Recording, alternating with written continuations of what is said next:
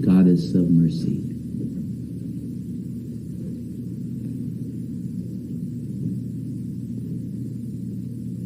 Gentle hearts, as I prepare to bring you my living instruction this day, instruction for guidance in the unfoldment of the spiritual life God has given into your trust. It is first of all to remind you that there is a divine pathos in the universe, a feeling that wells up within the individualized manifestation of the monad as it is united phase by phase with the universal presence. The factor of love, so often neglected by many, must be experienced rather than discussed. For frankly, I say to you this day that the buoyancy and beauty of radiant humility within mankind, when at last he comes in contact with the reality, the blazing reality of mercy from the heart of his own individualized God presence, as a shining dewdrop unites with the sea, is beauteous to behold, a tribute of cosmic honor that straightens the spine of each man or woman, that causes them to feel the enormous potential of their own spiritual possibility. Heaven has exhibited the quality of mercy unto them, and by reason of this mercy there is hope appearing perhaps for the first time to their consciousness, that God's mercy will make a pathway, a channel carved out almost of the solid rock of manifestation before them on the way, that they may pass through and be reunited with that God presence that gave them birth and perfection ordained from the beginning. A Christic manifestation, a shining pathway of light, held before their gaze as a gossamer veil for a moment, and then taken away. And perception looms before them with that inward feeling that is in the heart, that is no longer frustrated by reason of the various vicissitudes of life that have thwarted them, that have frustrated them in their divine search. Now at last, heaven has taken interest in them, each one per se, and each one really. For God does take interest in his creation, beckoning mankind onward. The beacons of hope are indeed ablaze before the gaze of all. The sweet divinity of universal love ever awakens and never creates a condition of sleep upon mankind, imposed as a heavy veil, but rather a sense of the dominant reality of God.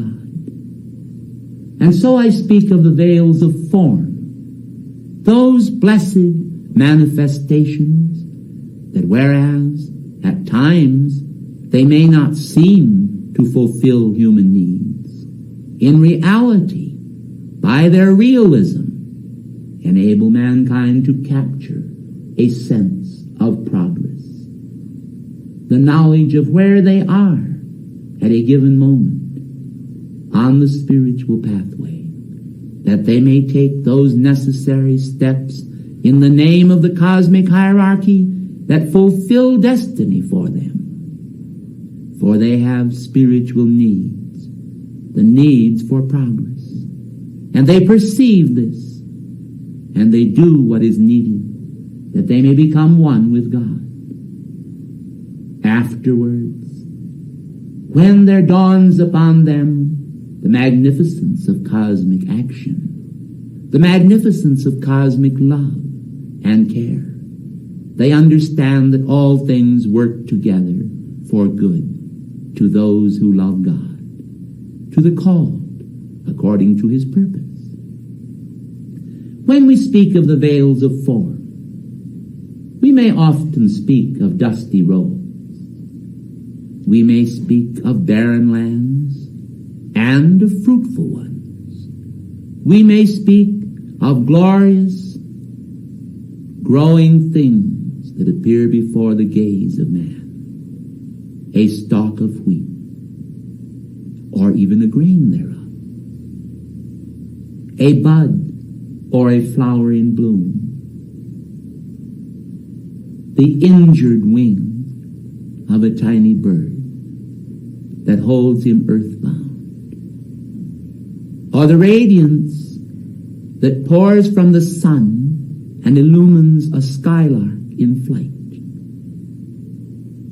All things that appear before the gaze of man that consist of form are not to be discarded or condemned, for the handiwork of heaven is everywhere apparent in the world, mingling darkness and light, creating strands of shadow and strands of cosmic brilliance. The sunburst of infinite reality is transmuted and transmutative. Transmuted, for even light is varying in its colorations and its intensity. Therefore, embodied mankind can learn much from the forces of nature. They can either bask in the sunlight of God's love or remain imbued in consciousness with the darkened skies and oppressions of human hatred, which they allow, per se, to permeate their feeling world. In the name of sweet mercy, then, I come to you this day to bring the spiritual Son of Mercy into manifestation among you. Mercy not only to yourselves, but also mercy unto others. For embodied mankind need the anointing of the sweet oil of mercy. The laws of karma are also the laws of mercy. When mankind understand that, they will cast aside the pricks of ignorance that make it difficult for them to understand why they are experiencing a specific action in their life. Well, beloved ones, won't you then accept the offerings of this morning from the platter of mercy which I bring, literally laden with those precious treasures of divine mercy? Won't you have this quality toward yourself? Won't you exhibit it toward others? Won't you expand the quality of mercy in the world order? For as you give mercy and forgiveness unto those who have wronged you, will you not also invoke the same procedure from the hand of the karmic lords, from the hand of heaven. O beloved mankind, what a treasure heaven has prepared for you. What sweetness and joy lies ahead upon the spiritual path, once the obscurities and challenging conditions, which are the result of your own karmic meandering, are fulfilled. Do you see that out of the bounty of God's mercy will come forth a flood of great spiritual strength, a treasure of knowing that is the indomitable will of God for you? No longer will you involve yourself just in varied aspects of your human will, but now the treasures of the infinite are yours, consciously, willingly, lovingly received, and lovingly bestowed upon mankind. Great is our God, and greatly to be praised. The mercy of God that droppeth as the gentle rain upon the earth is a symbol. Teardrops of diamond crystal vibrating white radiance, bestowing with that radiance the oil, the golden oil of peace and rejoicing. For all acts of mercy are magnificent, bestowing a quality upon mankind that is almost unspeakable. For there wells up within the human soul, within the human heart, a fountain softly, gently flowing, that as it appears in the heart, it takes on new dimensions of service and opportunity. The past that is prologue becomes the gateway to new opportunity, ever unfolding, the doorway shining as diadems of crystal white light appear, is a doorway of hope. I shall not ask you to consider the opposite today, for your world has been too filled with shadow and pain, and the sense of struggle, and the turmoil and the vanity, and the confusion. Instead, I shall ask you to consider the garments you wear, the spiritual garments, as you do your outer adornment. For when the spiritual garments men wear, which may not be seen by all, are washed by the spiritual anointing, and the gospel of mercy is everywhere revealed by the acts of your life, there will come into manifestation the shining garments of a Christ. A seamless robe of pure light will appear upon your blessed bodies, transmuting and changing all the dust and the manifestations that are less than perfection into the radiance of pure light by the alchemical transformation of the power of God's love for man. I am Kuan Yin. I am available to those who need me. I offer myself in the service of the universal Christ and the universal Mother to create that understanding that will literally tie you to her apron strings, as some among mankind have said. And strong men without shame shall rejoice at the tie, at the union, at the blessed opportunity to wear the garments, the anointed garments of her Son. O beloved among mankind, in the name of infinite mercy, I say, let us spare the world great suffering this day. Let us see to it that wherever mankind are, by the power of the angelic ministrants, we may strike a blow for joy. We may strike a symbol signifying the anointing of happiness, that we may spread abroad everywhere the fruit of cosmic weaving, the intent of God for man. Let us send then into the old folks' homes and places where those who wait for death linger, a ray of bright hope. Let it be as the sun shining in intensity, and inwardly, with eyes of inner vision, let even the dull-witted ones perceive the gaiety and joy of God this day. Into the prison houses, into the places where the insane are incarcerated, everywhere where there is unhappiness, let us anoint them, as on the Passover Eve, with the drops of infinite mercy.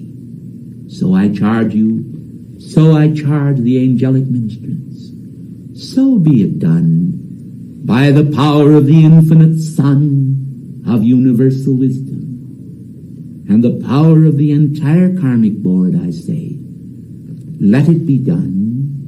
Let happiness be increased upon this plane, be it but for a time, or for a season. Wherever possible, let us set aside karmic action and retribution. Let us give mankind the joy bells of the year of Jubilee. Let the joy bells of Jubilee ring out. And in my closing statement, I give the greatest wisdom. Let all take advantage of their opportunity to expand their life into the force field of God's love this very year.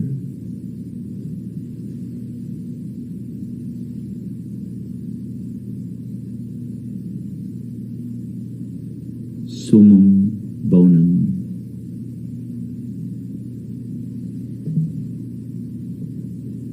In the name of the greatest good, your own I am presence, I say, let it be done. I thank you.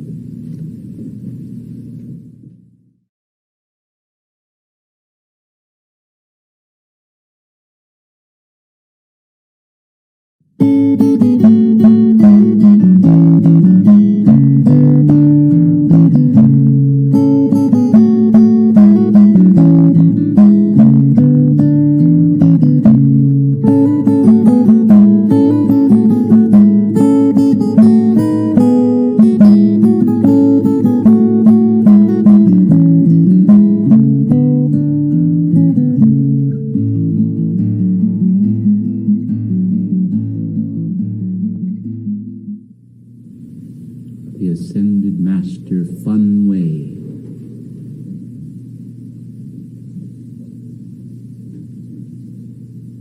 Oh, won't you be at peace concerning your life? Won't you relinquish that tight hold you have upon the manifestation of consciousness, that which you call your own, and in sweet surrender let your consciousness abide in a unified sense in the heart of every flower in the world, in all the lands thereof. For the earth is the Lord's, and the fullness thereof. What joy can come in to the mind and consciousness that will surrender its tight attempt to create a knot of consciousness? Allow yourself to be loosened from the moorings of stultification, of humanity, of carnality, of the flesh and the earth, and try to realize that consciousness that is within you is the essence of God's own light, that all creation and manifestation everywhere occurring is also a manifestation of God's own light. You do not need to be completely confined to the body as to a prison house, but allow the mind and spirit to roam the benign halls of the world. There may be places where humanity have gathered together for a sordid purpose. Go not there, albeit some manifestation of God's life must remain there, else it would fade away into dust and shadow. True it is that in effect it is already dust and shadow, for only that which is the abundant and joyful spirit of rejoicing in the eyes of God for the quality of life and the great gift of life that he has bestowed upon humanity is worthy of manifestation. We want you tonight, ladies and gentlemen, to relinquish the outer self just long enough to feel the great bond of infinite freedom that is within you, to become a creature of the universe, loosen from your moorings and drifting by divine direction upon the great sea of God, omnipotence, omniscience, and omnipresence. Will you recognize the reality of your presence at this moment? Will you strive to understand what is acting in your world? Is that which is acting in your world a manifestation of carnal purpose, or is it the manifestation of immortal life? Are you a flower of heaven, fragrant with purpose, manifesting a sense of divine appreciation? Have you thought what it would be like to be a sunbeam, to be a ray of light traveling through space, rippling with divine energy, the cosmic Shakti, and bringing beauty and light everywhere? Then do so. Allow yourself to be vested with the power of the wind. Let it become your magic carpet upon which your mind can fly. Be a flower nodding in the wind. Feel the fresh glow and warmth of sun and wind commingle. Be not crushed by dogmatic fear, but rejoice in the God of love and light. The ascended master purpose is to free you from darkness and human infamy. You no longer need to feel wedded to the senses of the world that are oppressive and stuffy. You can open the windows of the mind and soul to the penetration of God's love. The incenses from the altars of heaven falling to the earth beneath manifest as the wonders of nature. These have not sinned. Impose not then upon the tiny elemental parts of life the imposition of your own wrong thoughts and feelings.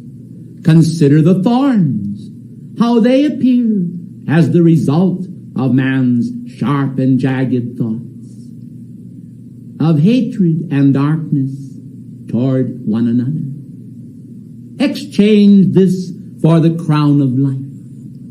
For the crown of thorns ought to rest on no master's head, or upon no man's head, but only the crown of roses, lilies of the valley, garlands of sweetness, and laurel wreaths of purpose. You are children of the dawn. From the age-old splendor of ancient halls of purpose, the cycles have kindled and rekindled in man. the ancient knowledge which has come again fresh unto this age. With it have also come into the world manifestation, through darkened minds, those sordid purposes that are not abundant life. Let them fall unto the ground as dried leaves, or as darkened and braised blossoms that ought never to be or never to have been. Instead, place your consciousness upon the immortal sense, the sense that does not create in you dust, but life. You are life, and to you is given this day from higher octaves, the realm of the angels, the realm of the Son of God, the realm of the masterful purpose for which God created all life, that destiny that you should bear to the family of nations. For everywhere the purposes of God should be spread abroad, purposes of dominion, purposes that create a joyous mood in those beautiful things that are the activities of heaven. Is wrath an activity of heaven? Is hatred of brother for brother an activity of heaven? Is shadow and storm and raging sea a purpose of heaven? I tell you nay. But as in the South Sea Islands, when the sun blazes her noontide fires, and the chalices of the flowers uphold themselves as gay altars to the universe, as the gentle breezes blow and the soft seas flow, and life appears in freshness and relaxation, this is the fun way of life. This is the way of the soul that rests as a blossom upon the transient wind. Fear not, for God is with thee in thy rejoicing that upholds his own honor and name. Oh yes, there is so much to be recovered in life. While man is discovering and rediscovering scientific secrets and wonders, ladies and gentlemen, I want you to understand that they have not even tapped the secrets of God, by which the universe was gently and so perfectly framed. Your physical bodies, they are but reflections of identification. And you identify, unfortunately, almost totally with those bodies. When, ladies and gentlemen, in reality, you are a soul and a solar mind flowing with the cosmic wind through solar regions of infinite space. Cosmic fires are banked and burned, blaze and create worlds anew, blazing with light. They bring to your view a realm of supernal delight. Creation, wondrous quality of God given to man, this is the fun way of life. For as the Father wrought mightily to perform his work, so may ye work mightily to perform his work. For he has given to you one and all the wondrous gifts of life. They are the treasures of mind and spirit, so often glossed over as though they existed only within a filmy sediment. We want you to understand that all can become vibrant life. A song, an orchestration, a beautiful sense manifest in nature, the kindling of a fire within the heart and soul. These are of God.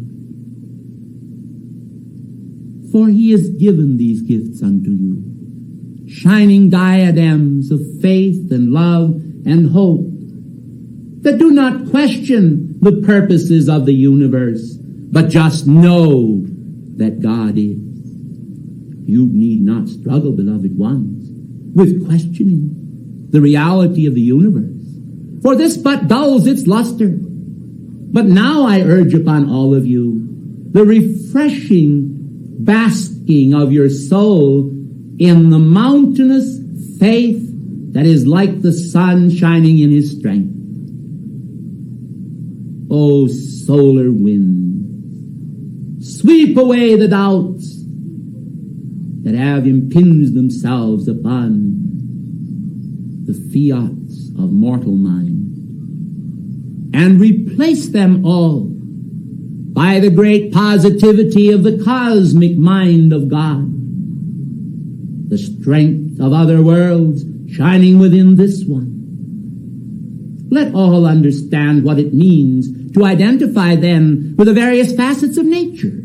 Now we see the individual consciousness literally soaring out of the body, the brain, and the mind, and traveling to the farthest stars, only to find that the same qualities that exist there are here upon this shining, lustrous home you call the earth. The God of love has made the sands and the wind, that the sands may dance in the wind and be aerated by the freshness of the rain and penetrated by the sacred fire of the sun. All is a melody, an orchestration of chromatic harmony. Oh, beautiful souls, will you free yourselves then from all that which you have identified with that is so tied to the place where your physical form is,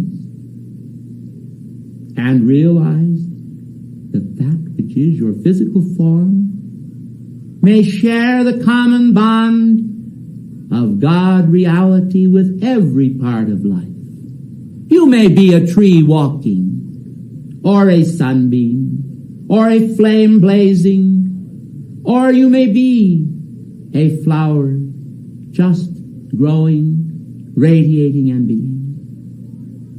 You may be a forest of many trees, or a multitude of waters,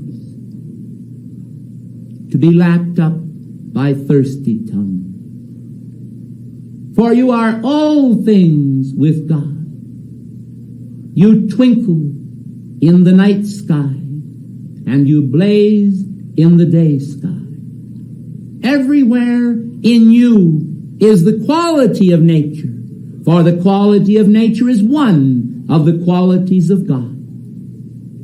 To identify with nature is not to sink into oblivion, but to arise into the realization of who and what you are. And then one day, nature, receiving the gift of your own consciousness, will become transformed literally, until all blights and all that is blighted will be removed from the face of life, and nature will exchange with you that which you once exchanged with her. For you are givers and creators, not just receivers. What a pity it is that mankind have stretched forth their hands as if to partake of the tree of life, resting by stormy conquering from heaven, the domain of life, and yet never receiving it. For bitterness and sordid ash rests upon their tongue. There is no sweetness in the mouth and no sweetness in the belly. But now those who forge ahead, recognizing the reality of what God is, will find both sweetness in the mouth and sweetness in the belly.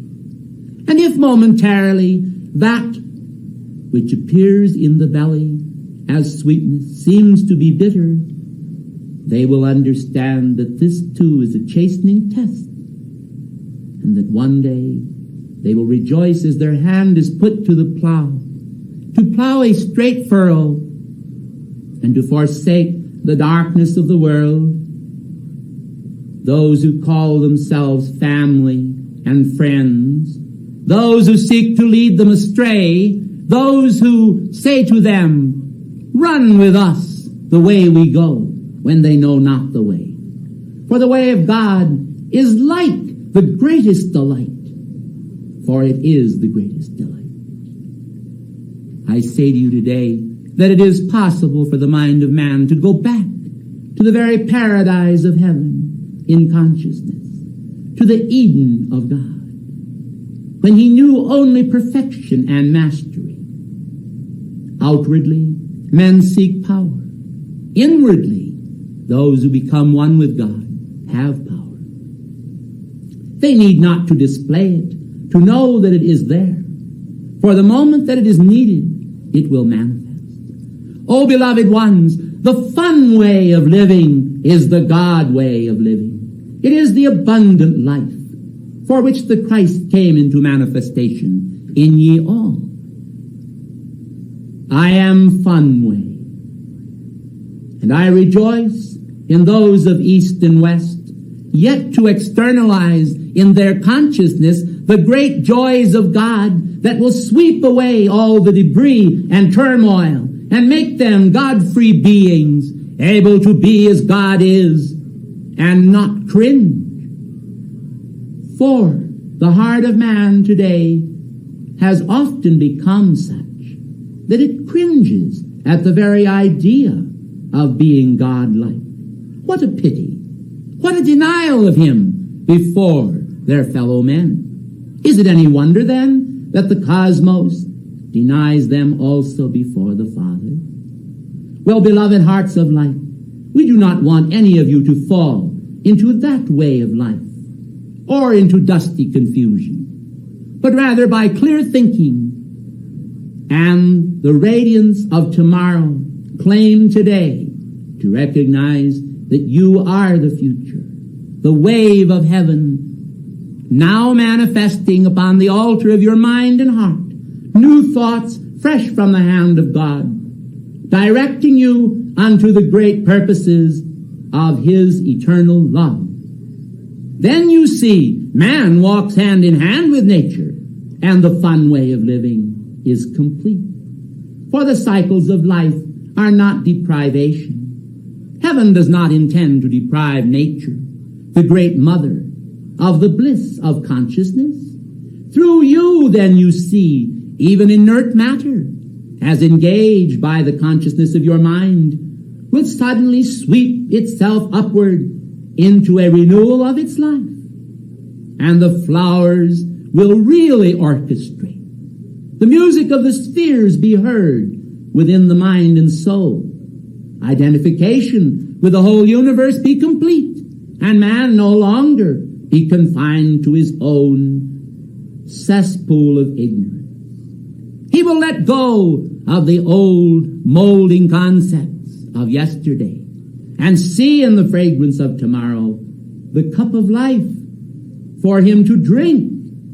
And in the great drinking of that cup of life, beloved ones, mankind will be the victor. And as they become the victor, they will fashion and create in God's name more beauty that shall penetrate this world and be manifest than was ever dreamed of. For then you will not see only the act of creation by God, by spirit, but by many spirits, just men made perfect by the one fire of his radiance, blazing on the heart altar of all.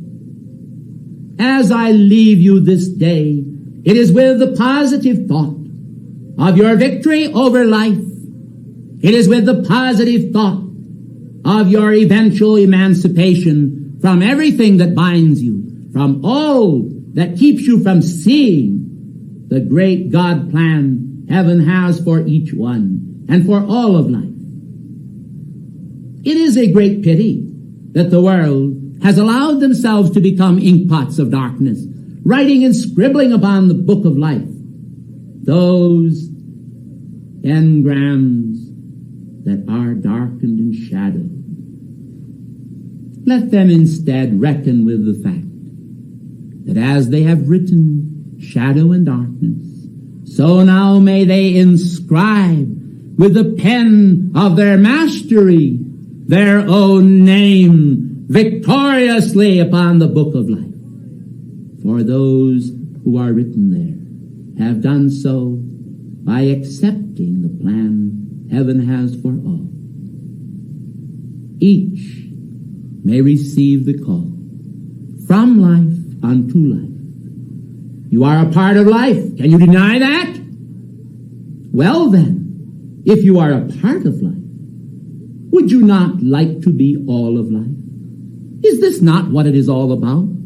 Beloved ones, men desire to expand. How can they expand in life? Except they take that which belongs unto another. Seeing all are entitled to the abundant life, then this, in a sense, is a kindergarten where man may claim the universe. And as the great origin of life springs up into the well of consciousness, man will perceive at last that he is not a thing apart from the universe, but identifying with it. All the way man identifies with God. All the way each part of the whole identifies with the whole. All the way the great trumpet of life sounds forth. Ye are my chosen. As ye have chosen me, so choose I you. I thank you.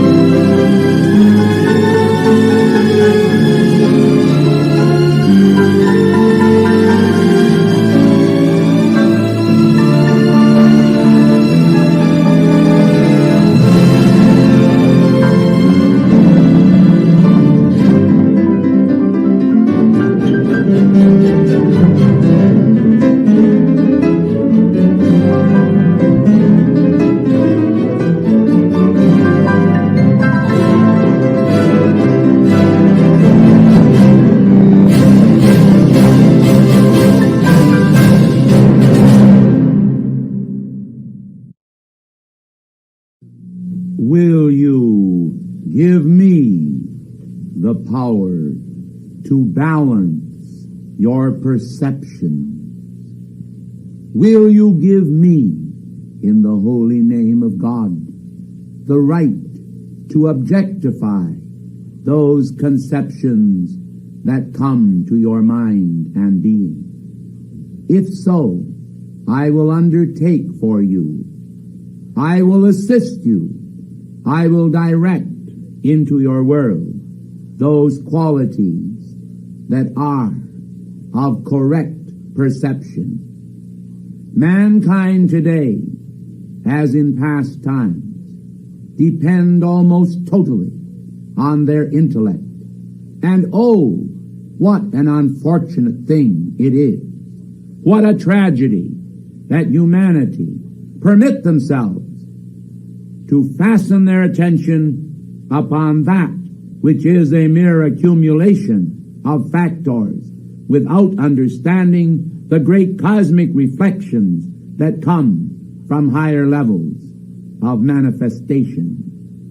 We are, as Elohim, the manifestation of divine qualities in their purest state. We yearn to give our assistance unto embodied mankind. We yearn to give embodied mankind the fullness of those perceptions that they are capable of handling at a particular time in their life. Will you understand that when you turn it over to me, I will undertake to screen out those difficulties that come to you because you attempt to apprehend too much too soon. Or, in some cases, I will step up the intensity of cosmic action in your world because it too is the requirement of the hour. The cosmic law is most efficient, beloved ones. It holds perfect contact with the mind of God. It holds perfect contact with the universal perfection of life that all may share and rejoice in. To be an Elohim may not seem to you today to be an easy task. Well, beloved ones, one grows into it by gradual steps, and then one is raised to that position. And so it is with all higher qualifications of spiritual development. Do not expect, precious ones, that you are going to discover all the mysteries of the universe in one day, or even 1,000 years. Try to understand and comprehend that what is perfect and right for you will be brought to you at the precise instant when it is a requirement of your life stream. The law is perfectly natural and beautiful in its manifestation. And how much could be saved, embodied humanity, if they would only realize that fact and not try to, as you have a saying in your realm, bite off too much that you cannot then chew. We want you to understand how the law is really so much concerned with the manifestation in each of you of that perfect balance of love, wisdom, and power, which the law conveys to each man in those hidden vibratory actions that are the essence of universal perfection for that one individual at that specific time in his own spiritual evolution. To have and to hold your Christ identity in your mind and consciousness is a very beautiful thing to witness, because even from our levels, sometimes the display, when you almost resemble 4th of July sparklers, is quite wonderful. We love to see individuals suddenly illumined and watch how the cosmic energy flashes forth not only over the screen of their mind, but over the screen of their heart, and the grids and force fields of cosmic identification that are already waiting and ready as chakras within your feeling world, within your physical body, and within your mental body. Do hold the positive receptor mechanisms for your God presence that can manifest in the world of form the full beauty of the law right when it is required. Is this not a very wonderful thing, beloved ones, that mankind do not have to actually fashion these devices, these transformers of higher energy? They are already placed there by the wisdom and cosmic intelligence of your own God presence.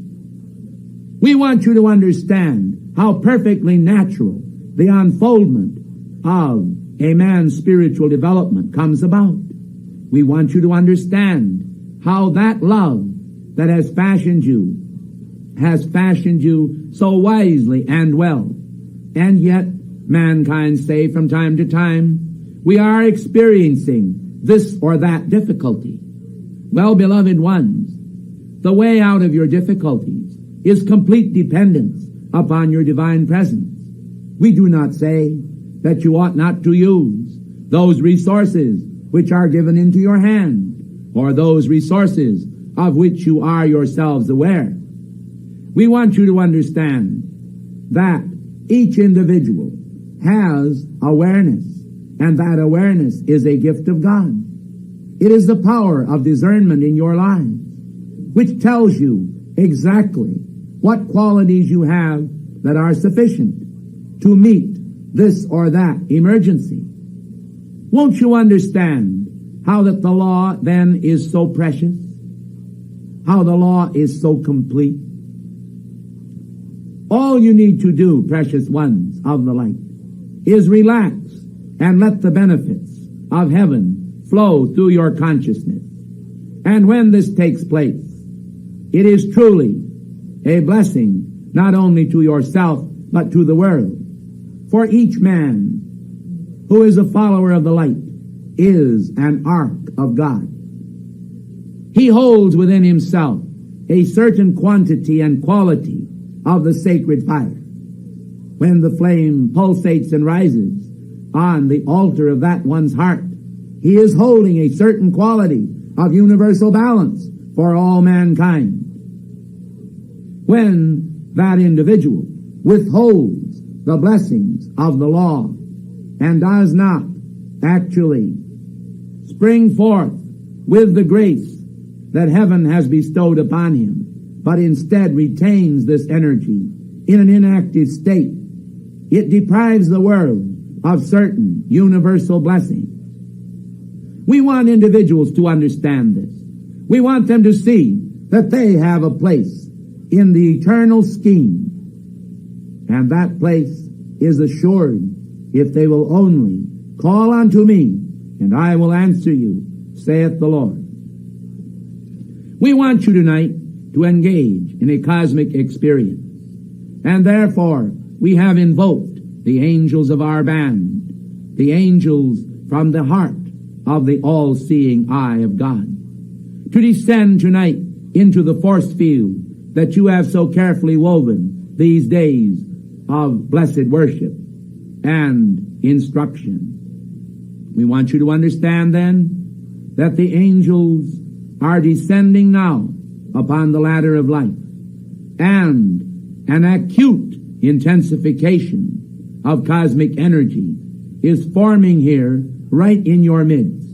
And the blessing of heaven that we are bringing to you will bless and charge your four lower bodies with indomitable energy of perception. You will find yourselves in the weeks ahead, beginning at first slowly, but then increasing the tempo to understand and to perceive things that you were not able to do before, simply because of the descent of these cosmic energies, if you will accept them. For by cosmic law, we do not wish to give anyone anything that they do not want. But those that are sincere, those that are interested, those that will to know and to understand the blessing of cosmic grace, to them we willingly give the power of the all-seeing eye, the power to perceive what is acting in your world, the power to perceive how you can correct the action when it is wrong, the power to perceive how you can intensify the action when you so desire it, that you may become more and more masters of your world and more devoted to the purposes of the expansion of the light upon this planetary body.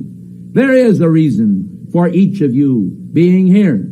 There is a reason why the cosmic law is generating in you now the blessings of cosmic perception. All knowledge is not given through worded instruction, beloved ones, a great deal of it being reserved for that radiant energy which heaven is able to bestow upon you because of its power to qualify life also. Do you think in the name of heaven that only you can qualify life and light?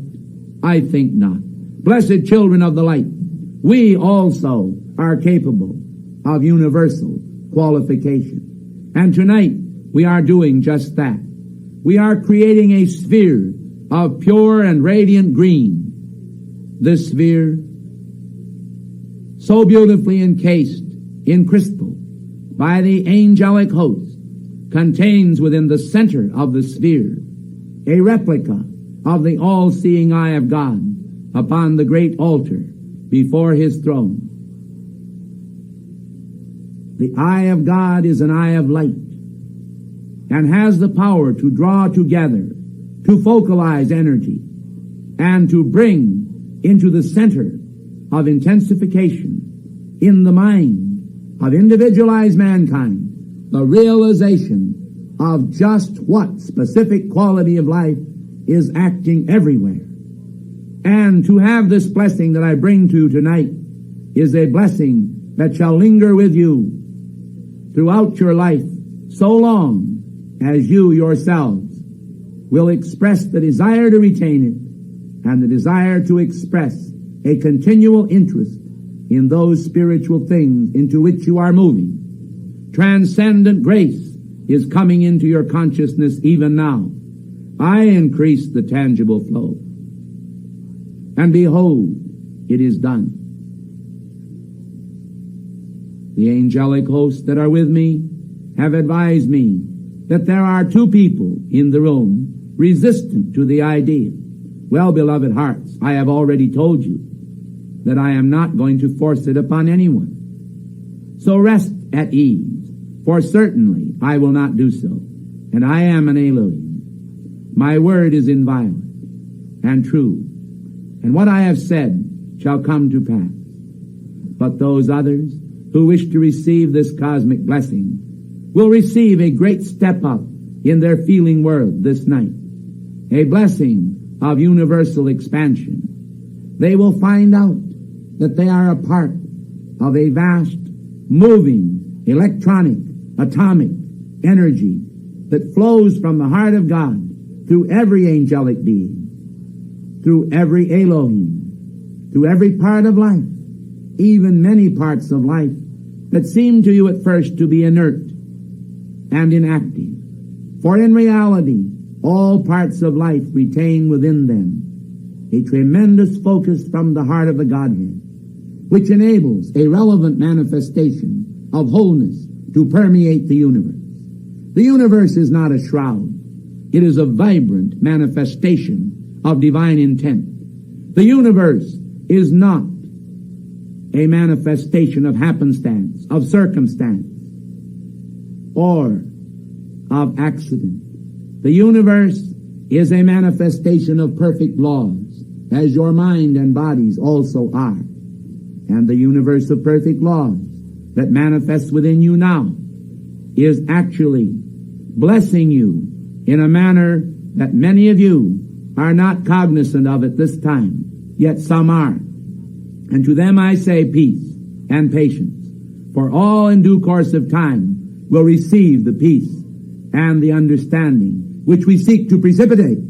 For we are tonight precipitating energy in your midst, and you are witnessing at inner levels the precipitation of energy from the Elohimic level.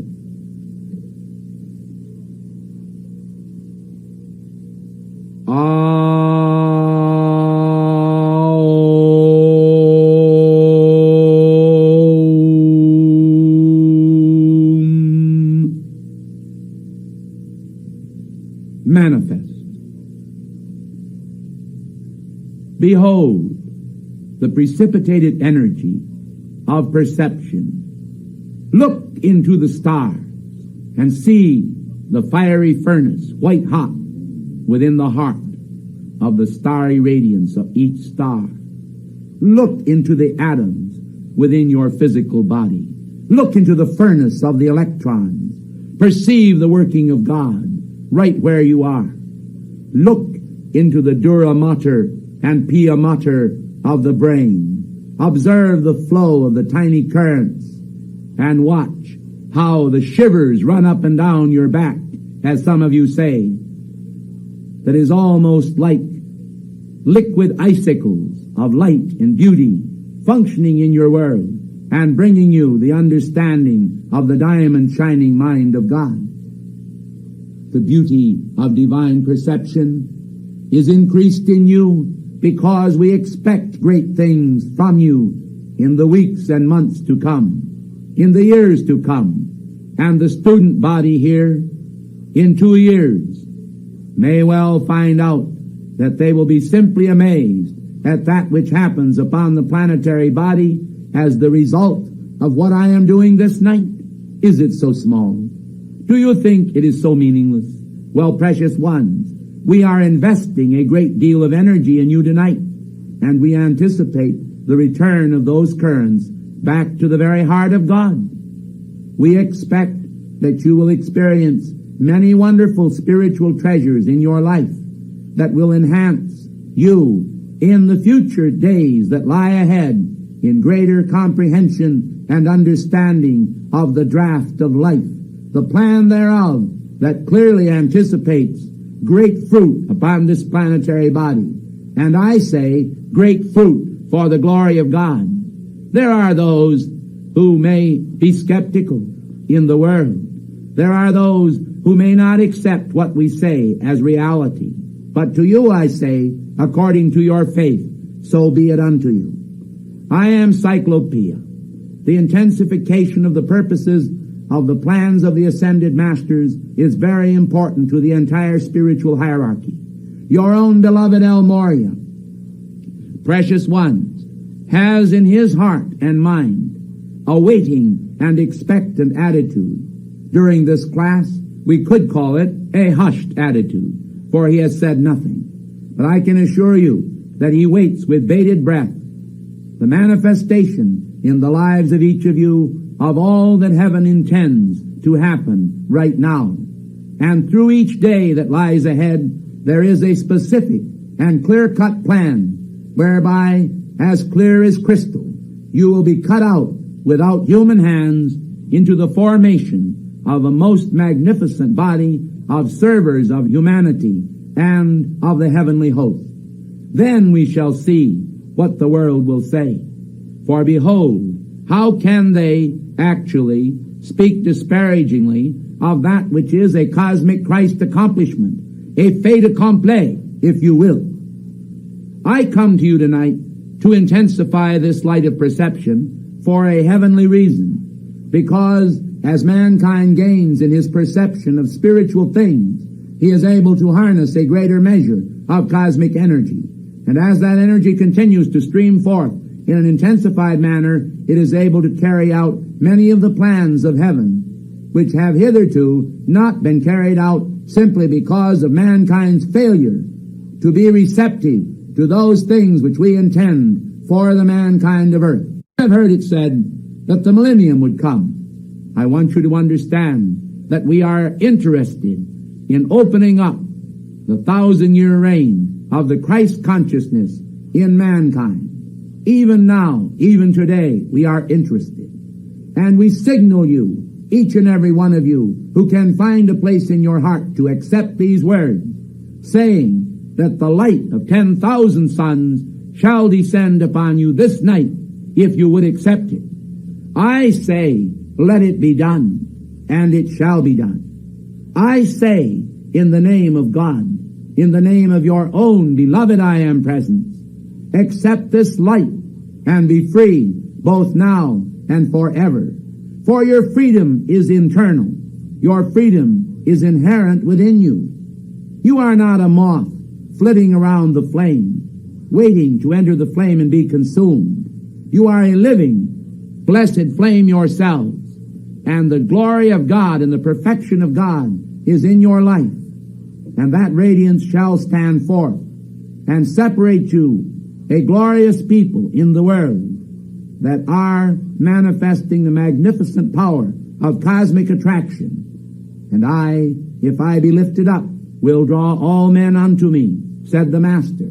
These words will be fulfilled both now and forever, because they represent the cosmic triumph of life that is within the mind and being of man. O blessed ones, do not ever allow yourself to become defeated, to enter into a spirit of wrong visionary perception. When you see that the wrong kinds of perceptions are being given unto you, when you see that the wrong thoughts are entering your world, call unto me and unto your own beloved I Am Presence, and ask for assistance, and watch how speedily that assistance will come forth, transforming all that is done into a mighty and transcendent victory, not only for yourselves, but for all mankind.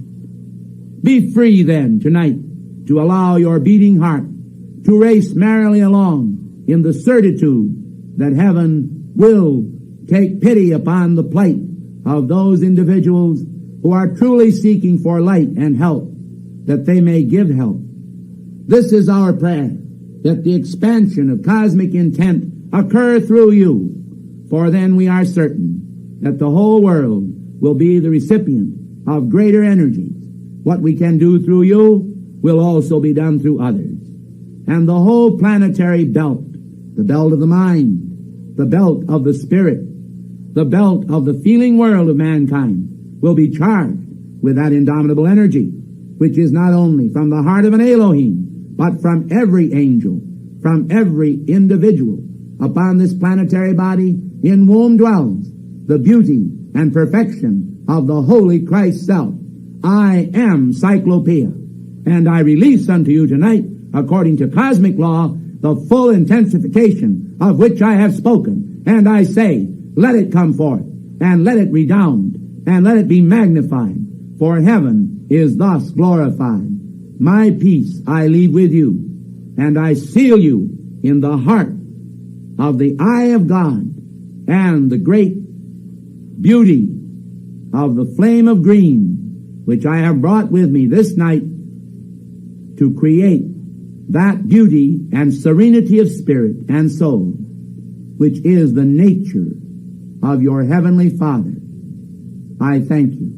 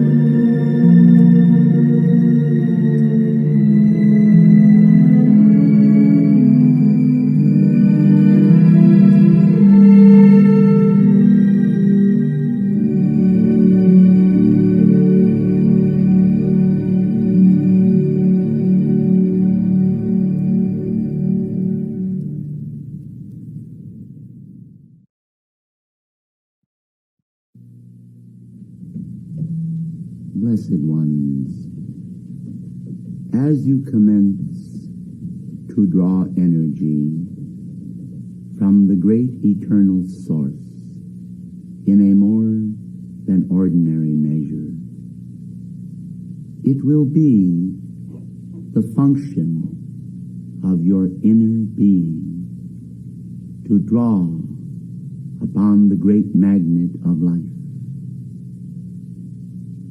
And there are many thoughts that are engaged in channeling cosmic energy into your being, into your heart, and directing that energy toward those among mankind who require it. You should always bear in mind the situation governing other parts of life. For other parts of life, from time to time, are functioning at levels where much that you are doing may seem to be utterly unreasonable or unrealistic. We recall many times in the past when we have sought to minister unto humanity, where they have continually felt that what we were doing was visionary, impractical, and not at all based upon cosmic law. For they did not understand cosmic law as we do, albeit the intelligence of God is one. These individuals had supposed that because they had a mind, that of necessity it must correctly function. And this is indeed a misconception of human individuals. They will think sometimes, because they have a vital function, that function should work correctly. But there is an interaction between the being of man, and there are qualifications that are involved in each one's action in the world of form, that so many among mankind do not even pretend to understand, yet will of course speak to you if asked and say, "Oh yes, I understand it all." Beloved ones, cosmic law in reality is very involved. It may have simplistic connotations. It can be looked upon as though it is uncomplicated, for in reality it is. But still, just as your outer world sciences are themselves quite complicated when one deals with the final pulling together of many factors governing a given situation, the same is true of cosmic law. Do not be surprised then if you come face to face in life with the fact that you will be understood at the moment when you strive so hard not to be understood, and you will not be understood when you strive so hard to be understood.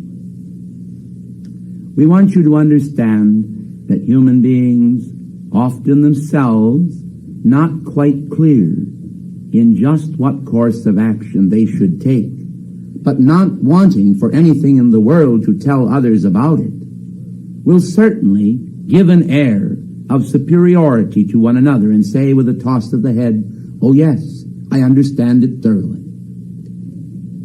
We have heard this statement so often, and we have observed so often that many very simple matters are complicated needlessly by humanity, and many very complicated matters are simplified by them, or supposedly so, when in reality they do not simplify it at all. Charity toward mankind is a great gift. And truly, in your realm as well as in ours, one should learn to be charitable and not try to pin people down, to give answer and disclose their ignorance. No one in this world particularly enjoys this. Therefore, it is always the best part of cosmic judgment, dear ones, to be able to be kind to those you meet and understanding to them, even in those moments when it may be trying to your soul and taxing to your consciousness to do so.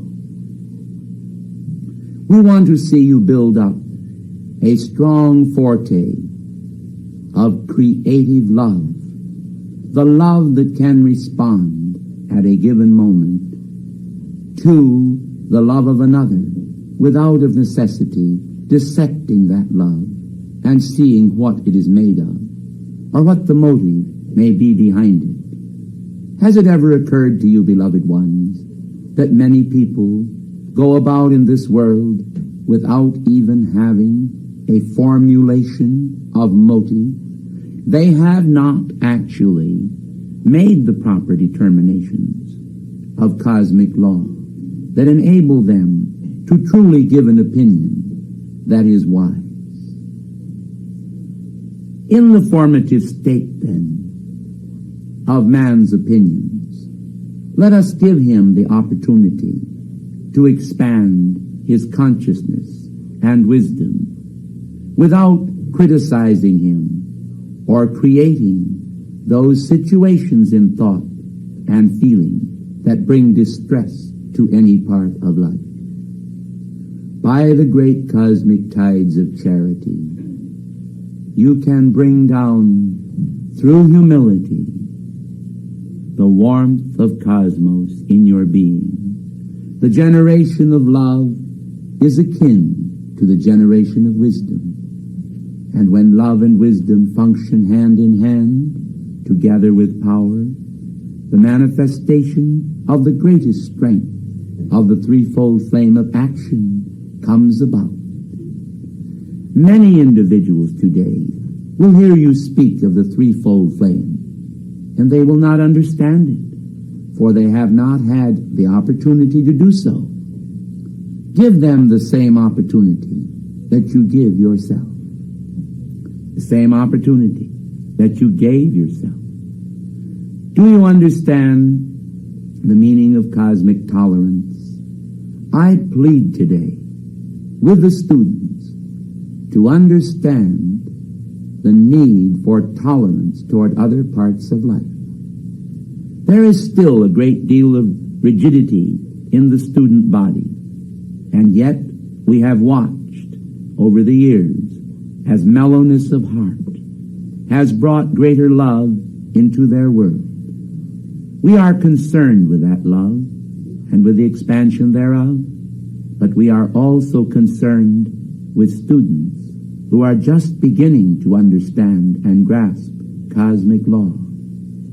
The slightest little upset could so easily turn them away from the spiritual path. For somehow or other, they fancy that each of you are cosmic outposts. Do you see? And if you fail to exhibit the quality of love to them, they may decide that all of heaven has turned against them.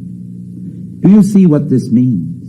When you have that God balance within yourself that can gaze upon the various types of individuals without favor or criticism, but with just the simple, sweet mellowness of the essence of love and wisdom in action. How beautiful it is to see a spiritual community where love holds sway. But in the arena of action, it must be recognized that errors will occur.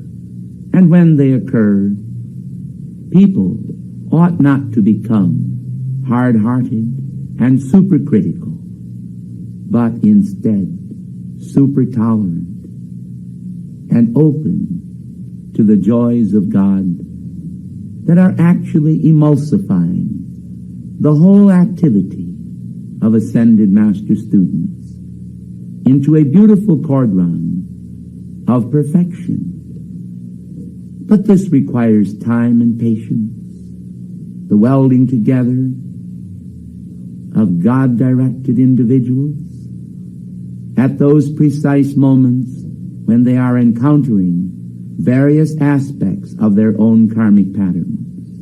I specifically want to charge you today to recognize this fact, that karmic patterns come to all, returning currents of the energy man has sent out. When you begin to understand this in yourself, it will help you to understand it in others. And as a result, we will attract more and more of mankind to the light. But if instead we create rigidity and fierceness, there is a grave danger that we will turn them away from the light and thus create a frightful karma. I know that the students do not want to engage in this practice in reality, but there is something about righteousness and holiness, something about purity and godliness that when misused seems to create a spirit of rebellion in those who have not found yet the joy of God in the fullness of their lives. Give them that opportunity of reaping the great cosmic joy which you first reaped, O more advanced students of the light. For when you do this, you are nursing them in a spiritual way, giving them the milk of universal kindness. expanding the sweet spirit of purity and cosmic truth. We want you to understand that the light of the Christ reality of the universe may be in the treasure chest of your being, but all individuals may not see it. I remember long ago in Assisi, when I first received the grace of God in a greater measure, and my old friends came to me, and they spoke to me and said, "Is it really true that you have become involved in religion to the extent that you have changed your way of life?"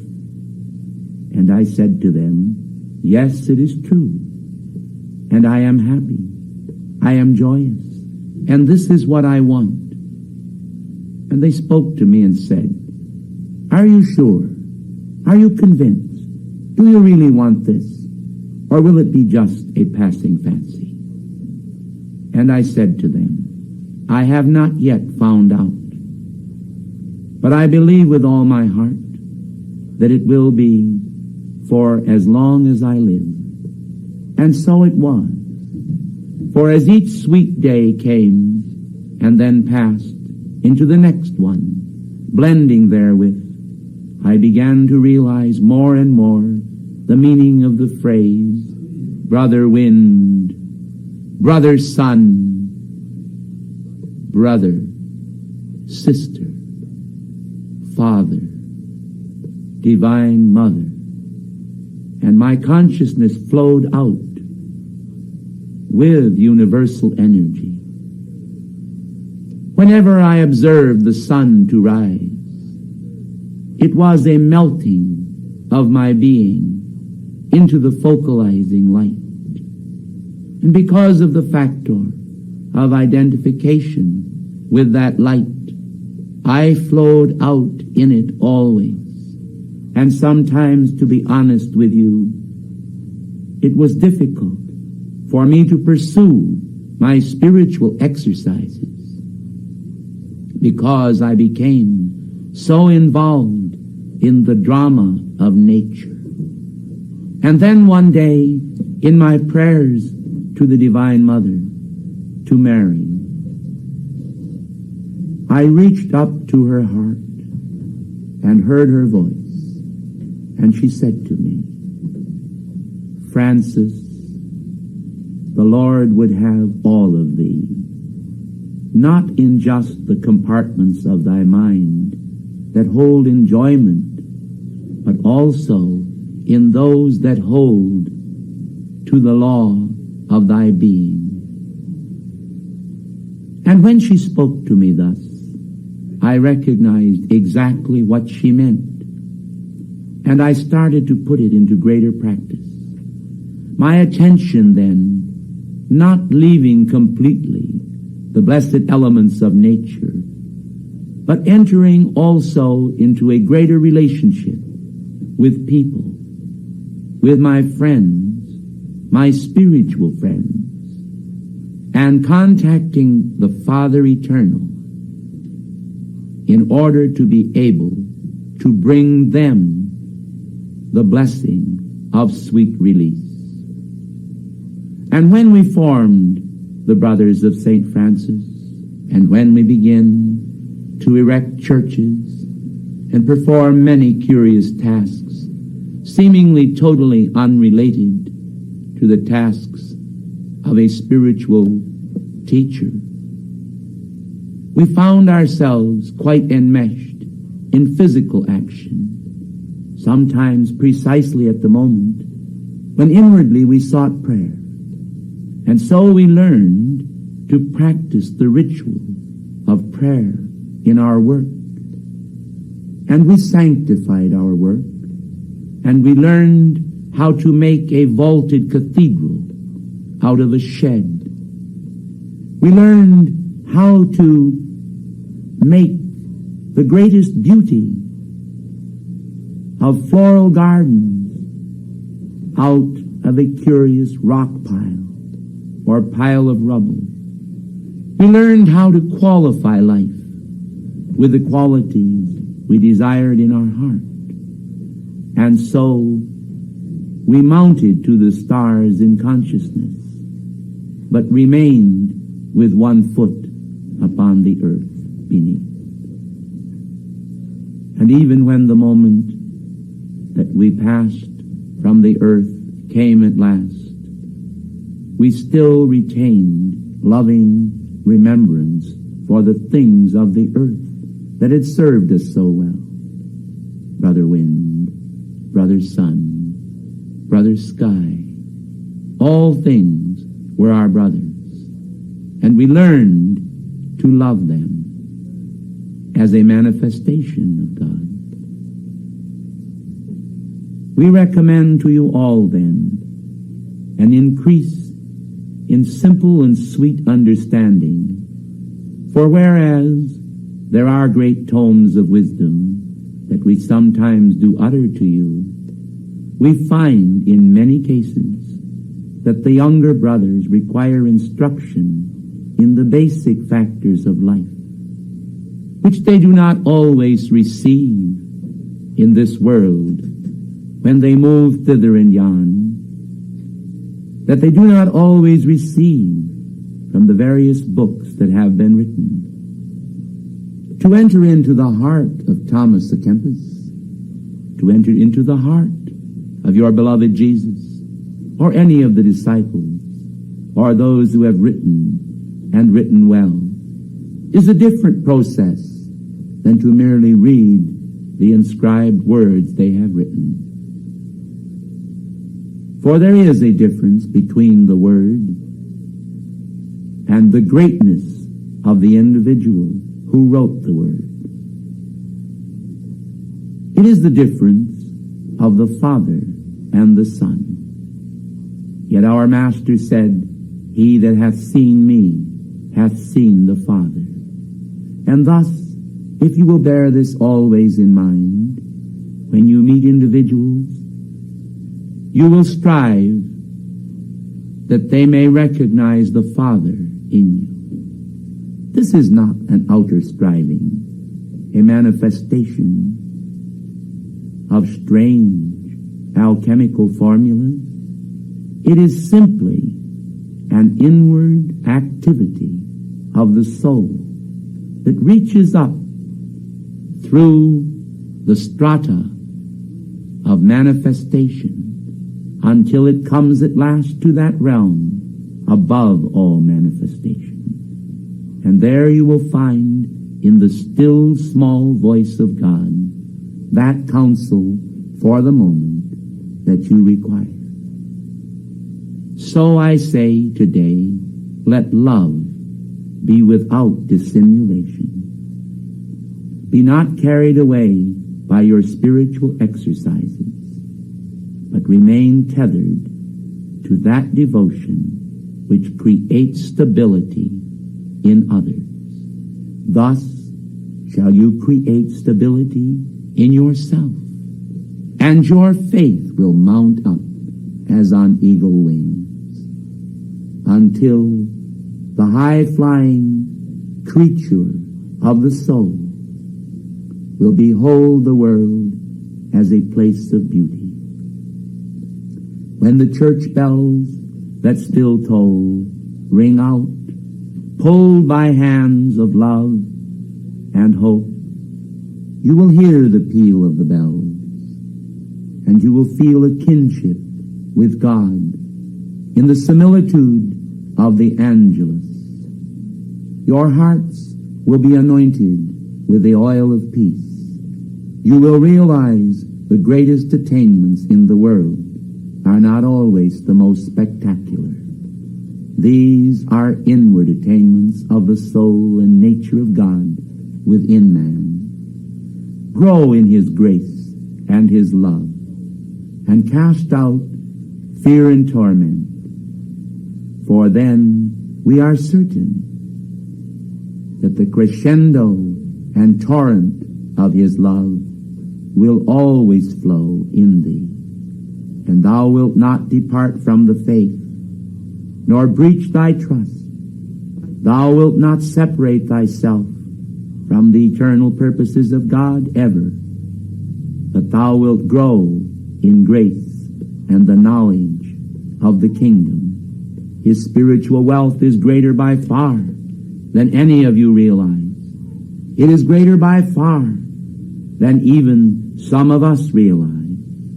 It is transcendent.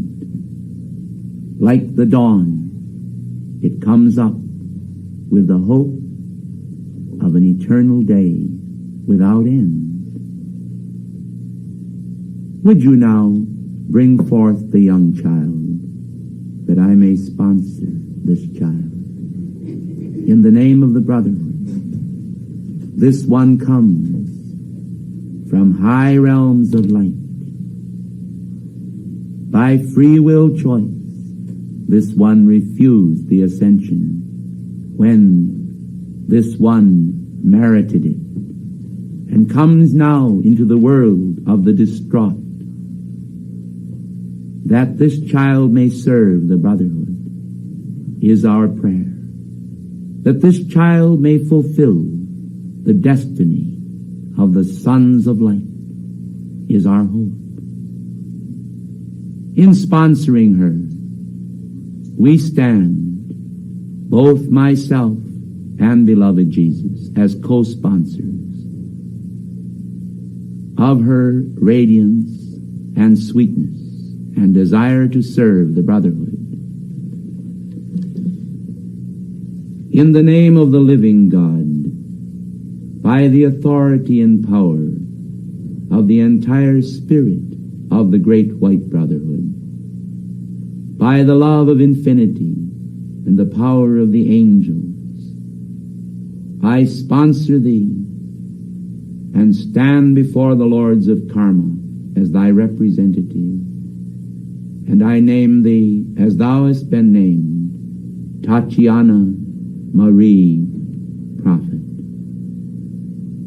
In the name of cosmic fire, in the name of the wind and the sun, and the name of life eternal, in the name of your I am presence, I bless thee.